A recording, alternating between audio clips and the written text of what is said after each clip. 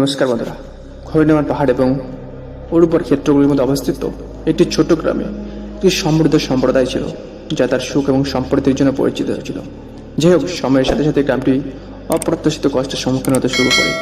ফসল ব্যর্থ হতে শুরু করে এবং মানুষ অসন্তুষ্ট হয়ে ওঠে। গ্রামের প্রবীণরা অথবা তাদের দুর্ভোগের কারণ নির্ধারণ করতে সক্ষম। একদিন গ্রামে একজন জ্ঞানী পথে গেলেন। তিনি সাধারণ পোশাক পরেছিলেন, কিন্তু প্রজ্ঞা এবং প্রশান্তির আভা বহন করেছিলেন। গ্রামবাসীরা তার শান্ত উপস্থিতি স্বীকার করে তার কাছে এসে তাদের দুঃখ ঢেলে দিল।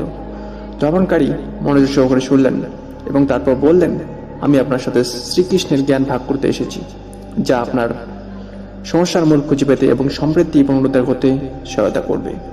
গ্রামবাসীদের একটি পুরনো বটগাছের ছায়ায় জড়ো করে তার কথা বলতে শুরু করলেন। শ্রীকৃষ্ণ তার ঐশ্বরিক শিক্ষার 5টি রূপক গাছ চিহ্নিত করেছিলেন, যা দরিদ্র এবং দুঃখ কষ্টের কারণ। এই গাছগুলি এমন নেতিবাচক গুণাবলী এবং আচরণের প্রতিনিধিত্ব করে যা আমাদের জীবনে শিকড় নিতে পারে। ভারসাম্য এবং সুখ পুনরুদ্ধার করতে আমাদের অবশ্যই এই গাছগুলিকে চিহ্নিত করতে হবে এবং অবিলম্বে উপড়ে ফেলতে হবে। গ্রামবাসীরা তাদের ভাগ্য পরিবর্তন করতে পারে এমন জ্ঞান শুনতে আগ্রহী হয়ে ঝুঁকে পড়ে। পথে শুরু করলেন।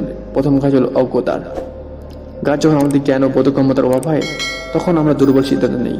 অজ্ঞতা ভয় ও কুসংস্কারের দিকে নিয়ে যায়, যা আমাদের সত্য দেখতে বাধা দেয়। এটিকে উপরে ফেলার জন্য কাজে আমাদের অবশ্যই জ্ঞান এবং আলোকিত হতে হবে। দ্বিতীয় কাজটি হলো অলসতা। অলসতা আমাদের বিলম্বিত করে এবং কঠোর পরিশ্রম এড়িয়ে যায়, যা বৃদ্ধি ও সমৃদ্ধির জন্য অপরিহার্য। এই কাজটিকে অপসারণ করতে আমাদের দৈনন্দিন জীবনে শৃঙ্খলা পরিশ্রম গড়ে তুলতে হবে। তৃতীয় বৃক্ষ হলো অসততা। আমরা যখন মিথ্যা বলি, প্রতারণা করি বা প্রতারণামূলক আচরণে লিপ্ত হই, তখন আমরা অবিশ্বাস্য এবং বৈষম্য সৃষ্টি করি।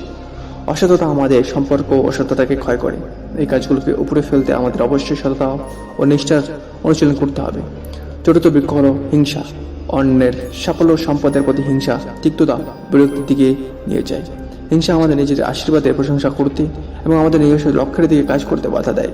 আমাদের অবশ্যই সন্তুষ্টি গ্রহণ করতে হবে এবং আত্ম উন্নতির দিকে মনোনিবেশ করতে হবে। পঞ্চম এবং শেষ বৃক্ষ হল স্বার্থপরতা। আমরা যখন শুধু নিজের কথা চিন্তা করি এবং অন্যের চাহিদাকে অপেক্ষা করি, তখন আমরা বিচ্ছিন্নতা এবং বিভাজন তৈরি করি। স্বার্থপরতা দয়া ও সহযোগিতার প্রবাহকে বাধাগ্রস্ত করে। এই গাছটি উপড়ে ফেলতে হলে আমাদের অবশ্যই সহানুভূতি করে তুলতে হবে এবং উদারতা। গ্রামবাসীরা আমার জোর শুনেছিলেন। ধর্মকারীদের দ্বারা ভাগ করা জ্ঞানকে শোষণ করে তারা বুঝতে পেরেছিল যে এই রূপক গাছগুলি প্রকৃতপক্ষে তাদের সম্প্রদায়ের মধ্যে শিকড় পড়েছিল, তাদের দুঃখ কষ্ট অবদানে রেখেছিল।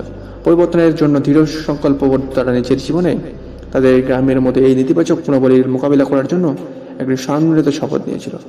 সময়ের সাথে সাথে গ্রামবাসীরা একে অপরের অস্বীকৃত করতে, কঠোর পরিশ্রমকে উৎসাহিত করতে, সততার অনুশীলন করতে, একে অপরের সাফল্য অর্জন করতে এবং একে অপরকে নিঃস্বার্থভাবে সমর্থন করার জন্য একসাথে কাজ করেছিল।